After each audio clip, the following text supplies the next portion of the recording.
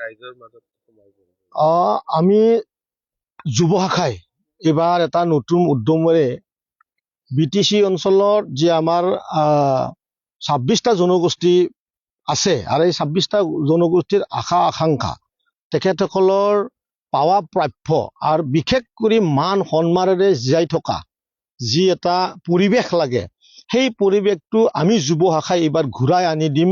আৰু আমি ইয়াত সকলো জাতিয়ে ঐক্যবদ্ধ হৈ আমি এইবাৰ BTC এৰিয়াৰ যি আমাৰ পলিটিকেলি যি মানে এটা বেছ আছে সেই বেছটো আমি বিৰাট ষ্ট্ৰং কৰাৰ কাৰণে আমি কাম কৰি তাৰে এটা পাৰ্ট হ'ল 21 তাৰিখৰ হ'বলগীয়া যোনটো কাৰ ৰেলী ইয়াক আমি শান্তি ৰেলীয়ে কওঁ ইয়াৰ আমি 26টা জনগোষ্ঠীৰ সপোন বুলি কৈছোঁ বৃহৎ এটা ৰেলী হ'বলৈ গৈ আছে যুৱ শাখাৰ নেতৃত্বত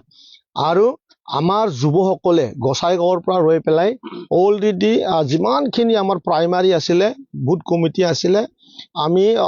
সেইবিলাকক ষ্ট্ৰেংথেনৰ কাম কৰিছোঁ বহুত ষ্ট্ৰঙত কাম কৰিছোঁ আহি থকা যি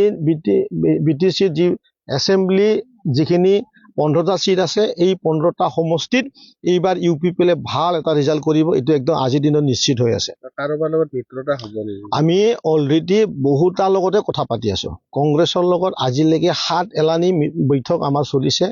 কেন্দ্ৰতো চলিছে ইয়াতো চলি আছে BJPৰ লগত মিত্ৰতাটো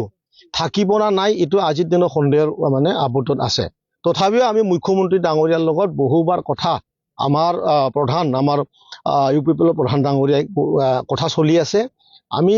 আশাবাদী নহয় 20 আৰু 21 তাৰিখৰ ভিতৰত আমাৰ যোনটো চূড়ান্ত মিত্ৰতাৰ যোনটো ৰূপ এই ৰূপটো আমি পাম আৰু আমি বহুতে আমাৰ যুৱ শাখা বা অন্য শাখা যি শাখাসমূহ আছে সকলোৱে কৈছে যে আমাক BJPয়ে এই সময়ত বহুত ধৰণৰ মানে মৰম আমাক দিয়া নাই আজিকালি মানে বিটিআৰ অঞ্চলত BJPৰ এতিয়া খুব মৰমীয়া এটা পাৰ্টি হৈছে গতিকে আমাৰ লগত এলানি যেতিয়া হ'ল আমাৰো এতিয়া মনত অলপ ক্ষোভ আছে কাৰণ বিগত হৈ যোৱা নিৰ্বাচনবিলাকত BJPৰ লগত থকাৰ কাৰণে আমি আজি এই ধৰণৰ পৰিৱেশত আমি দাগ হলো মাৰা মুছলমান সমাজে আমাক এভইড কৰিলে UPPL দলক মুঠে ভোট নকৰিলে আদিবাসী ভাইসকলে মুঠে ভোট নকৰিলে গতিকে আমাৰ যেহেতু বড়োৰ পিছতে আমাৰ মুছলমানসকল ইয়াত মানে বাস কৰে গতিকে আমি মুছলমানক এৰি পেলাই কোনো ধৰণৰ ৰাজনীতিকৰ আমাৰ উন্নতি হ'ব বুলি আমিও যুৱ শাখাৰ পৰা আমাৰ বিভিন্ন সময়ত বিভিন্ন মিটিঙত আমাৰ এই কথাটো চলি আছে মই আপোনালোকৰ মিডিয়াৰ থ্ৰুৱেদি আমাৰ সভাপতি জনক প্ৰমোদ বড়ো ডাঙৰীয়াক মই অনুৰোধহে কৰিম আমি বিটিআৰৰ জনগণৰ আৰু ৰাজনীতিকৰ মেৰুকৰণটো চাই আমি যিমানটো পাৰোঁ ইমান আমি NDAৰ পৰা ওলাই আহিলে আমি যুৱ শাখাই আমি ভাল পাম বুলি আমি তেখেতক আহ্বান জনাওঁ